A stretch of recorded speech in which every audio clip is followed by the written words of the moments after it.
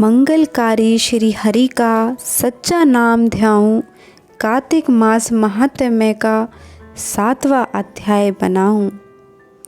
नमस्कार दोस्तों, मैं कोमल शर्मा स्पिरिचुअल वाणी में आपका स्वागत करती हूं।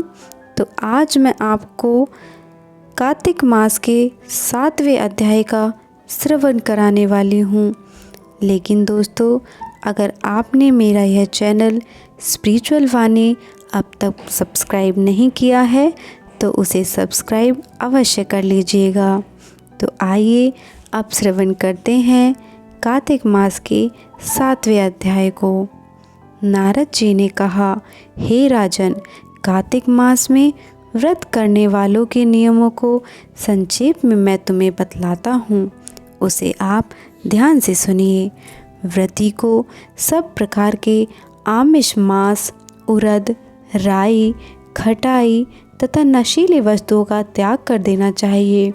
व्रती को दूसरे का अन्न ग्रहण नहीं करना चाहिए, किसी से द्वेष नहीं करना चाहिए और तीर्थ के अतिरिक्त अन्य कोई यात्रा नहीं करनी चाहिए।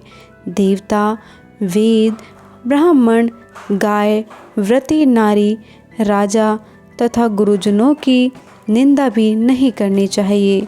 व्रती को दाल, तिल, पकवान, दान किया हुआ भोजन ग्रहण नहीं करना चाहिए। किसी की चुगली या निंदा भी नहीं करनी चाहिए। किसी भी जीव का मांस नहीं छूना चाहिए। पान, कत्था, चूना, नींबू, मसूर, बासी तथा छोटे अन्न का भी प्रयोग नहीं करना चाहिए। गाय, बकरी तथा भैंस के अतिरिक्त अन्य किसी पशु का भी दूध नहीं पीना चाहिए।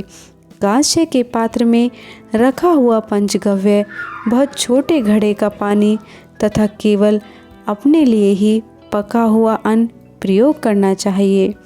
कार्तिक माह का व्रत करने वाले मनुष्य को सदैव ब्रह्मचर्य का पालन करना चाहिए। उसे धरती पर सोना चाहिए और दिन के चौथे पहर में केवल एक बार पत्तल में भोजन करना चाहिए। व्रती कार्तिक माह में केवल नरक चतुर्दशी, जिसे छोटी दीपावली भी कहा जाता है, के दिन ही शरीर में तेल लगा सकता है। कार्तिक माह में व्रत करने वाले मनुष्य को सिंगाड़ा, प्याज, मट्ठा, गाजर, मूली, काशी फल, लौकी और तरबूज, इन वस्तुओं का प्रयोग बिल्कुल नहीं करना चाहिए। रजस्वला, चांडाल, पापी, मलेच्छ, पतित, व्रतहीन, ब्राह्मण द्रोही और नास्तिकों से बातचीत नहीं करनी चाहिए। भगवान विष्णु को प्रसन्न करने के लिए अपनी शक्ति के अनुसार चंद्रायन आदि का व्रत करना चाहिए और उपयुक्त नियमों का पालन करना चाहिए।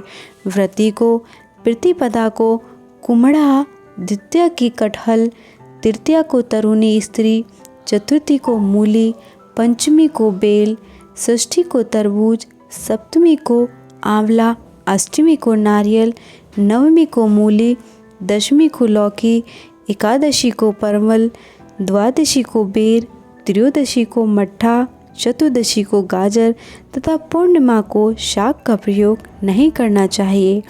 रविवार को आंवला का प्रयोग नहीं करना चाहिए। कार्तिक माह में व्रत करने वाला मनुष्य यदि इन शाकों में से किसी शाक का सेवन करना चाहे तो पहले ब्राह्मण को देकर ग्रहण करे। यही विद्वान माघ माह के व्रत के लिए भी है। देवोत्थानी एकादशी में पहले कही गई विधि के अनुसार नृत्य, जागरण, गायन, वादन आदि करना चाहिए। इसको विधि पूर्वक करने वाले मनुष्य को देखकर यमदूत ऐसे भाग जाते हैं जैसे सिंह की गर्जना से हाथी भाग जाते हैं। कार्तिक माह का व्रत सभी व्रतों में श्रेष्ठ है। इसके अतिरिक्त जितने भी व्रत यज्ञ हैं वे 1000 की संख्या में किए जाने पर भी इसकी तुलना नहीं कर सकते, क्योंकि यह यज्ञ करने वाले मनुष्य को सीधा वैकुंठ की प्राप्ति होती है। जिस प्रकार राजा की रक्षा उसके अंगरक्षक करते हैं, उसी प्रकार कार्तिक माह का व्रत करने वाले की रक्षा भगवान विष्णु की आज्ञा से इंद्र आदि देवता करते हैं। व्रती मनुष्य जहाँ कहीं भी रहता है वहीं पर उसकी पूजा होती है, उसका यश फैलता है। उसके निवास स्थान पर भूत और पिशाच आदि कोई भी नहीं रह पाते। विधि पूर्वक कार्तिक माह का व्रत करने वाले मनुष्यों के पुण्य का वर्णन करने में ब्रह्मा जी भी असमर्थ हैं।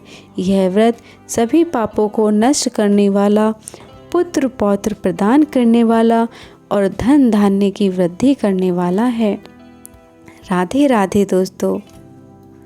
जय श्री कृष्णा, जय श्री राधे, जय श्री कृष्णा, जय श्री राधे।